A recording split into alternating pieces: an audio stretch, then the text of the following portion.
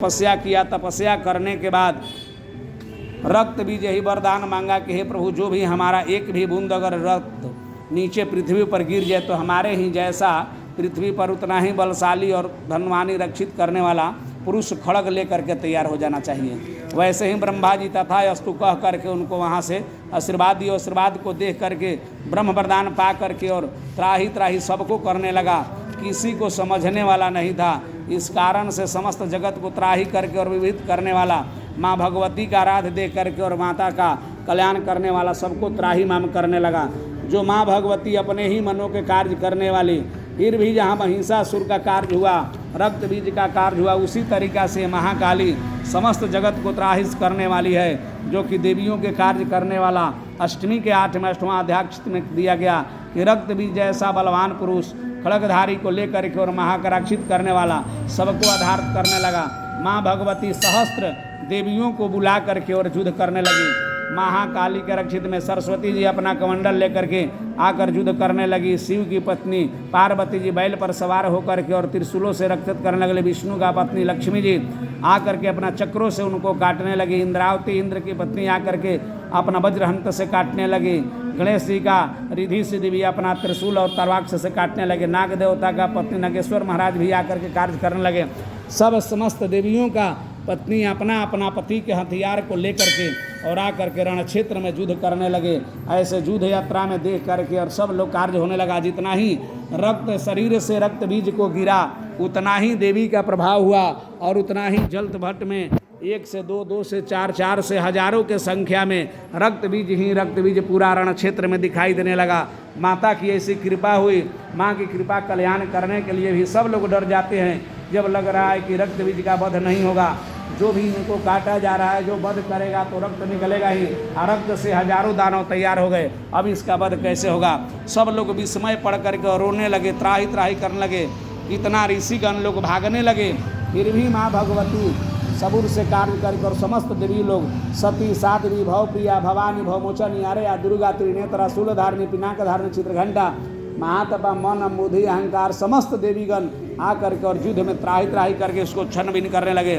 जितना ही क्षणिक मात्र से उनको रक्त बीज का शरीर को कटित हुआ, उतना ही देख करके उनका शरीर का कार्य से रक्त से दुगुना ही दानव तैयार होने लगे। अंत में माँ भगवती दुर्गा कहती है कि हे महाकाली, आप ही आकर के इनका संहार कर सकती हो, ना था इसका दूसरा कोई उपाय नहीं है।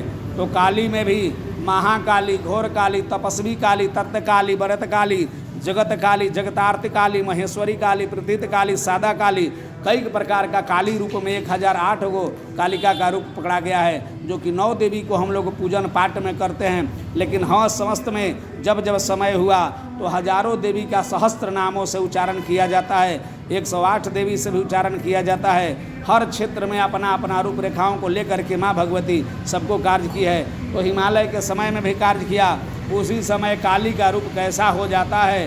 काली कराली, जिहवा लपलपाती, मुंह को फैलाती, जैसे ट्रकों के सामान से बड़ा हो गया, जिसमें हाथी घोड़ा सारथी जो भी हाथी पर बैठे हुए राक्षस गण आते हैं, राक्षस को हाथी समेत हाथ से पकड़ करके और मुंहों में खा करके चर चर चबा जाती है।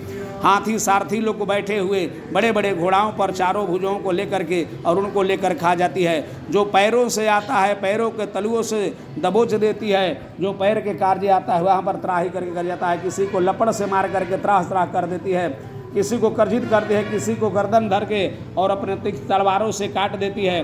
तलवार से कटे जाने पर भी दानव लोग कोई का धर धर, कोई मार मार, कोई पकड़ो पकड़ो ऐसा करता है। ऐसे दशाओं को देख करके कार्य करने के लिए, सर्वे शांति भवेत कल्याण करने के लिए माता की कृपा पात्र करने वाला समस्त गण लोग और महाकाली जिस तरीक़ा से दानव को भक्षण करने लगी, उसी तरीक़ा से सब लोग प्रमाण लेकर के और त्राही त्राही करके सब लोग रोने बिलखने लगते हैं। तदा करने से जैसे जंगल में आग लगने से लकड़ी का ढेर जड़ जाता है, उसी तरीक़ा से माँ भगवती उस रण क्षेत्र में रक्त बीज के बना हुआ जितना मायावी दानव थे सबको मार मार के और भक्षण करने जाती है। जिसको मारती है उसको ले करके खपड़ में रक्त को पी जाती है, जो मुख में पैदा होते हैं उनको चबा जाती है। इस तरीक़ा से पूरा रण क्षेत्र में ही घूम घूम करके और दानव का वध करने लगी। अंत में रक्त बीज का कार्य करने के लिए अपने मस्तलों से धात करके और एक हाथों से पकड़ करके झूठे को तीक्ष्ण तलवारों द्वारा उनका गर्दन को उड़ा देती है। गर्दन कटने के बाद जो भी रक्त गिरा वे अपना खपड़ में रुक करके पी जाती है, मुंहों में सबको चबा जाती है। जो भूमि पर गिरा अपने लंबे जीभों को निकाल करके और जीभों से चटकार जाती है। इस तरीका से गुस्सा में होकर के माँ भगवती अपना ओर में अक्षित करने लगी। सब संसार में प्रलयकालीन जैसा दिखाई देने लगा, उनके सामने कोई नहीं जा रहा था। उसी समय माँ भगवती मन में विचलित होकर के और सब देवताओं लोग जा करके महादेव जी के पास में कहे कि हे प्रभु, अगर आप नहीं संभालिएगा, आप ही इनको रोकिए, अन्यथा पूरा संसार में प्रलयकालीन हो जाएगा। तब महादेव जी जा करके बीच रास्ते में लेट जाते हैं। लेटने के कारण से महाकाली उसी रास्ते से जाती हैं गुस्सा में होकर के। तब जा करके गुस्से से प्रभावित होकर के जब ही अपना दाहिना पैर भगवान भोलेनाथ के ऊपर पड़ने की कोशिश किया, नाग देवता को फाएँ फाएँ की आवाज़ सुन करके माँ भगवती महाकाली लज्जित होकर के वहाँ जीभ को निकाल करके और अधिक को रुक जाती है। फिर महादेव जी वहाँ समझाए कि अब तो संसार में जो दुष्ट था सो संहार हो गया, अब आप मान जाइए। और वहाँ पर फिर पार्वती जी के कार्य करने के लिए वही महाकाली संतुष्ट हुई।